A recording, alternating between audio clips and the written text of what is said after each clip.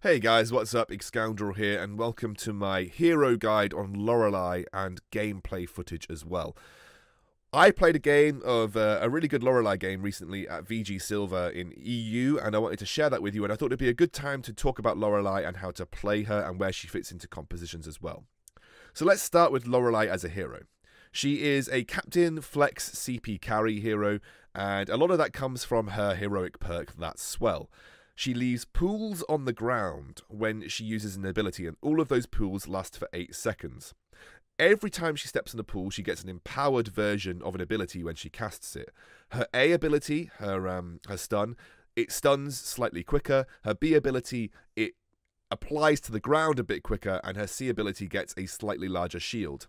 She also gets empowered basic attacks when standing on the pool.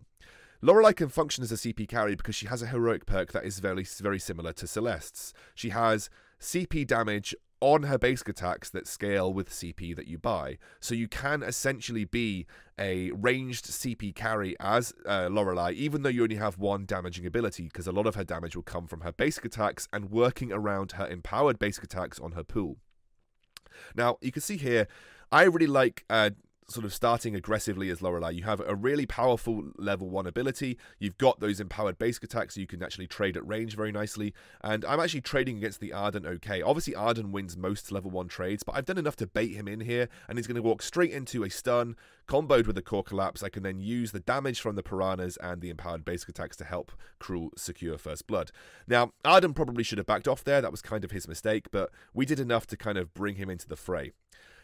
Again, this is a really powerful ability. I'm going to try and bait Taka around the pool, try and keep him on it for as long as possible. And you can see he's very reluctant to stay on it, and that has allowed me enough time to sort of let my teammates get the kill onto the glaive, giving us a 2-to-1 advantage, and also has forced Taka back. It also means that, you know, Taka is unlikely to be able to get some huge counter invade going on here. Now, when it comes to leveling my abilities overall, I like to level A first and overdrive A first. I then like to overdrive C, so my priority would be A, C, and then B. That is pretty standard for Lorelai, and I would recommend that in most cases. I put a scout trap down in the normal place in the tri-brush, which allowed me to see Taka going for a counter invade in our backs. He then juked back, and I used a flare to notice that he was very unlikely that he'd actually moved away, and so therefore I made the decision that I felt like he'd gone back in to try and juke out and go for a counter invade. Lorelai is also very good at stealing camps. You have the empowered basic attacks, but you also have that stun and that damage over time, which does allow Lorelai to be very successful when either trying to steal camps away from the enemy or secure your own camps. So always make sure that you're timing that A. Don't be afraid to put the A down early onto the camp, because the damage over time can often catch the enemy off guard and it can often secure the camp as well. You'll see that sort of around this time, Lorelai is very good at rotating and saving teammates, especially when they're in poor situations. Her B ability, Splashdown, allows you to increase movement speed of your allies whilst reducing movement speed of the enemy. So I often like to use this essentially to either bail out teammates who have overextended, and you can also use it in lane to help your teammates escape from ganks. Now, before we get into sort of the main part of this game, I want to talk about why I picked Lorelai in this composition as well. Lorelai kind of excels at two things. She either excels at protecting a hyper carry, or excels at protecting an aggressive jungler, especially melee jungler like Cruel. So she kind of works perfectly in this situation. You can see here I pop my B down, just allowing Celeste the extra movement speed. We combo our stuns, and it gives her enough space to get out of this this gank, because this is kind of what I'm expecting this entire game. This game is pretty much going to be 100% dive the Celeste, which means that most of the time I'm going to be using my C ability on Celeste, which is why I want to overdrive my C ability, because the shield is very important. When it comes to item builds, I also have to itemize correctly for that. Now, I always talk about item builds being flexible for captains. That's me saying that the core items for captains are Fountain. After that, you have a lot of decisions to make. I think War Treads pretty much are always going to be the best boots for captains to buy, but following that, every other item is kind of as and what you will, because it really depends on the kind of compositions that you're facing up against. You saw there that I made a mistake of not rotating to help out Celeste. In my head, I thought that the Cruel and Celeste would be able to deal with Attacker 2 versus 1, so I was happy to try and keep the lane safe. And that's kind of what my main aim was. I just don't want to allow them to get too much damage onto the tower, because if we let them kill the tower early on, it provides less safe space for Celeste on the map. And my main goal is to protect Celeste so she gets to the late game. So the only thing that I know is my win condition here is build to protect Celeste and get her to the late game. So if I want to build to protect Celeste, the items that I would primarily consider would be Fountain, to keep her safe in team fights, obviously, and provide the healing. War Treads, to give her extra movement speed on top of what I can already provide with my splashdown. Crucible, because A, the shield can be life-saving, but I also want to help her block afterburns. I also want to help her block getting through the gauntlet. I also want to help her block getting not getting the bleed damage from Exretsu. So lots of things that I would like to help her try and block with Crucible. And then as a priority item, I really want an Echo. Echo is the main reason that I think Lorelai becomes a tier sort of S to A captain. It's simply because a double barrier of 1,000 damage empowered when you're on your pools is very, very strong. So obviously, you know, I want to go for that item build as quickly as possible. I don't really think I need any armor, because how likely is it that I'm going to be getting dived by the glaive? He's obviously going to be wasting his resources by trying to afterburn me if he's not afterburning the Celeste. So I don't need armor as a priority. I might need an Atlas Pauldrons down the line, but glaive is going for burst damage. Like, this entire composition is supposed to deal burst damage to Celeste. So the realistic thing is that I'm unlikely to ever really get an effective Atlas Pauldrons off. My main concern is just going to be providing shields to Celeste and refreshing that shield and make it as quick as often as possible. You saw where I placed my B there. It was just to allow Celeste room to navigate backwards. It also gave me good position to be aggressive with my basic attacks. And you can see here, I'm just using that pool to land those long-range, hard-hitting basic attacks to zone away the glaive and the Arden. Because obviously, this allowed Celeste time to back, and it made me the target for the Exretsu. I actually had my flask up. The problem with Taka is he's obviously always going to be able to just run in and kill you, and I kind of feel that now. And that also means, because of the rotation of the Celeste and the Cruel, it's a tough situation because they could have lost the turret, but they do return very quickly. That was a really nice rotation from these guys. But as Taka is, he just able to stealth away, and that's unfortunate because it could have been a secured kill. It was a really nice core collapse from the Celeste there. So as this game goes on, obviously you'll notice that I'm again working towards a Crucible now. There is a decision that you could make where you could say, I should maybe go for a Echo second item, but honestly I just feel that the need for basically protecting from afterburns, but more importantly protecting from gauntlet. The ideal situation for this composition from the glaive and the Taka is they lock Celeste in the gauntlet. She gets stuck in there, and then she's very, very difficult for her to kite away. You know, very, very difficult for her to try and sort of extend that distance between herself and the attacker and sort of the glaive. So the gauntlet is sort of the killer for the Celeste here. Obviously, you can see I had to use my Fountain very early on. Celeste a little bit overextended, but again, I kind of saved her life now. I have also now got my level 6, which is really important because you can also use that barrier to move through the gauntlet wall. I've unfortunately now got to just basically try and clear these minion waves. So this is another important point. This is something general gameplay. It's always more important to try and clear the minion waves to protect the turret than it is to go for the enemy team. You can see here, there's the gauntlet now. They kind of overextended. We might be able to get one or two things done here, but I don't have my Fountain, and we have to be really careful. So obviously, I kind of... The best thing for me to do is just make my team aware of the Fountain cooldown. So if you're in this situation and you don't have Fountain, they're trying to team fight, just double tap your Fountain, say, I don't have Fountain, don't fight.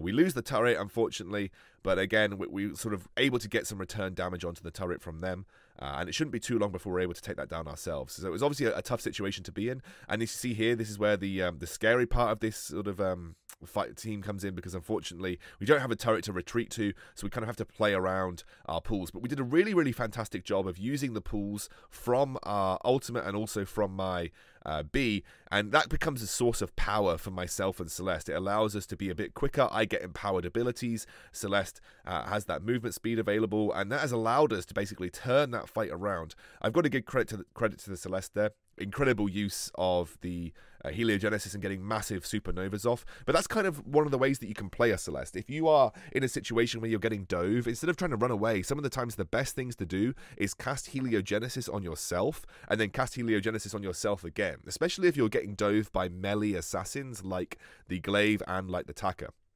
It's just simply because, they're going to have to hit you in the face at close range. If you just make the supernova on yourself, especially if you have Eve of Harvest, you can both regenerate health, but also deal massive damage to your attackers.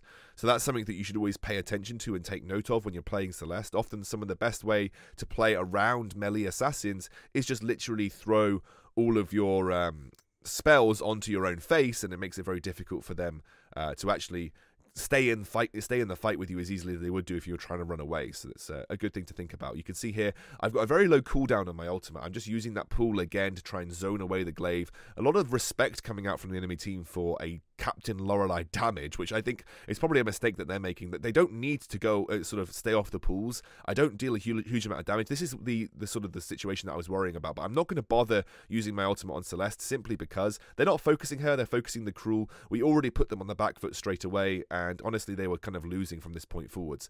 I don't have a lot of energy now, and you'll notice that I realised that after this fight, and it's something that you'll notice when you play Lorelai. You do use a lot of energy, and you can see here I'm actually going to clear space and work towards that very important item of the Echo, but also picking up the Void Battery will help keep my energy up and safe and in good condition. So that's another reason why Echo is actually quite a good item all round for Lorelai, simply because being able to just regenerate your energy, also working towards one of her most important items, is very, very good. And now Celeste actually hasn't come to help us on this gold mine, which meant that we unfortunately are going to have to sacrifice it. We could have probably taken that if we had Celeste, but Arden was providing too much of a threat. It looks like we're going to go for a 50-50 here. I never like 50-50s, especially when you're going up against high burst damage carries, because they just have the potential to steal it away. And you can see they did end up getting it, even though I had the damage over time down. But it opens up a team fight with Arden already very low, and that might be enough for us to try and take some opportunities to at least get some advantage back on the map. And the advantage that I would be looking for probably from this position is going for Crystal Sentry. Don't really know if there's much else that we can get. I overextend here. This is actually a weird thing, because I overextended thinking that we were going to go and take the fight.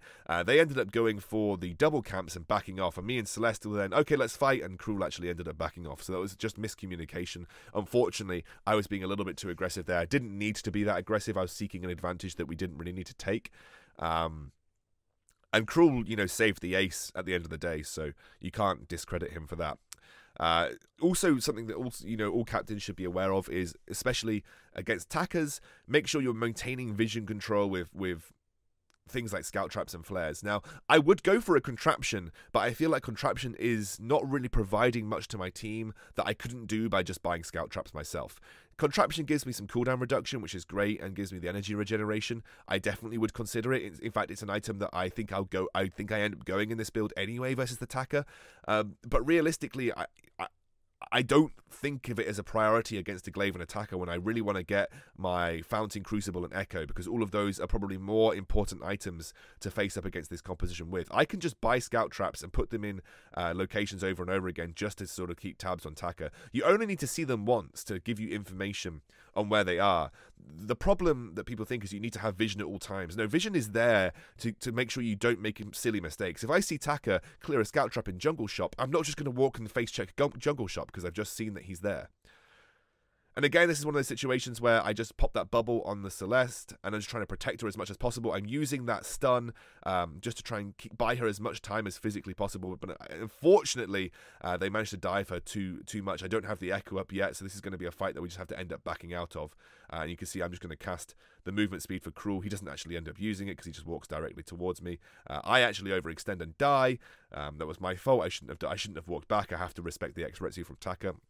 But until we get the Echo, especially now that they've hit item spikes, they've got a Tyrant's Monocle with extra crit, they've got the Aftershock. Don't know why he went Stormcrown. Don't go Stormcrown on Taka, guys, it's bad.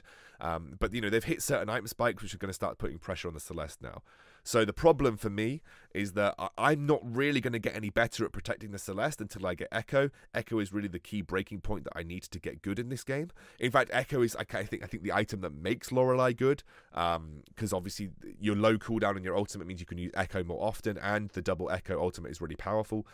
So the problem is, I think for this point forward, I get level 2 in my ultimate, which is good, obviously. Gives me extra shielding, but we just need to be very careful about taking fights. If they perform a fight the same way that they did just then, which was super aggressive, dive Celeste with everything you've got, and I only have one ultimate to protect her, it is a difficult situation for the Celeste to be in. She's not kind of equipped to deal not kind of equipped to deal with that much pressure. And obviously against attacker who can dodge over supernovas. If you miss one supernova, that could be kind of the difference between life and death as this Celeste. You can see she overextends a little bit here, misses her core collapse, but I think really Cruel saves the day here with a max range ultimate, and that allows us to set up and get the fight. Also, the glaive wasn't in the correct position, so unfortunately glaive wasn't able to capitalize.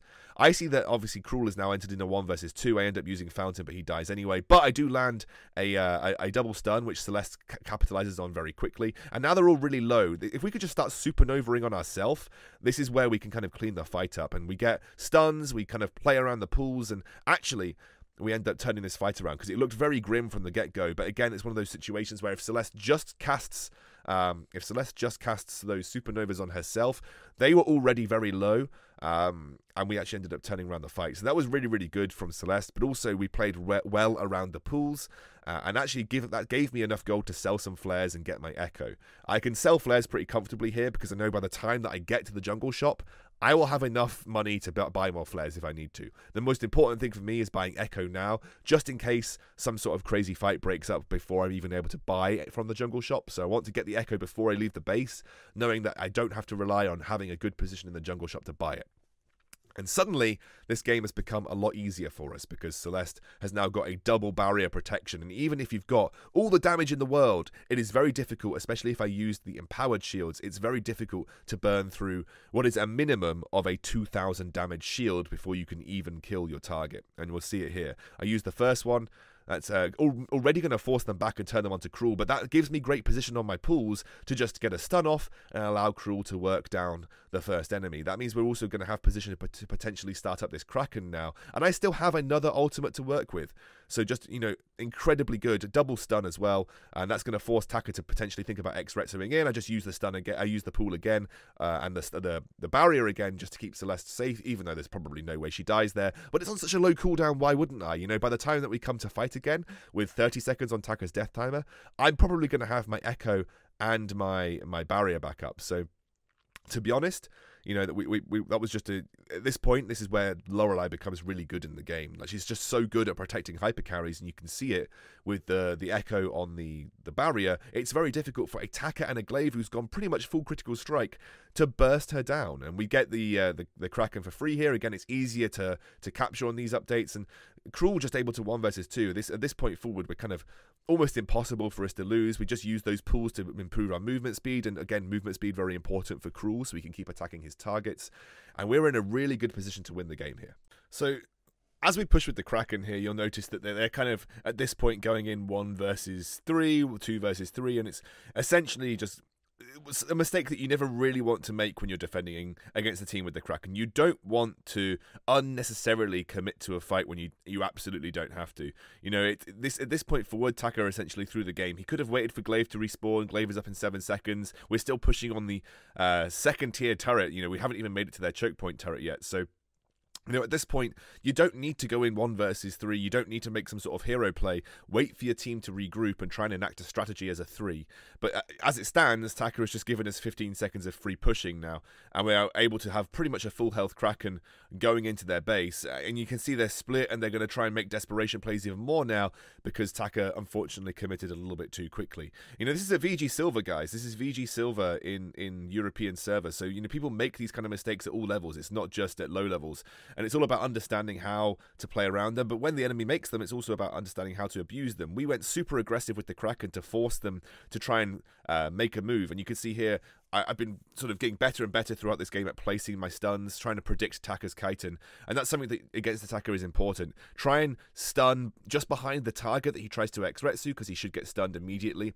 Or try and stun the opposite side of him when he's on a target, because that's where he'll chitin into. You see, he always jumps over his target. You can see Celeste tried to do that there, but was a little bit too far forward.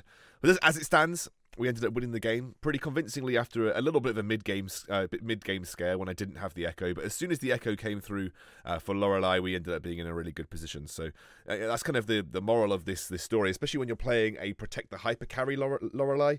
You really do need to have that Echo in your build, because the double barrier is just so important at protecting the carry. Hopefully you guys learned something from this video.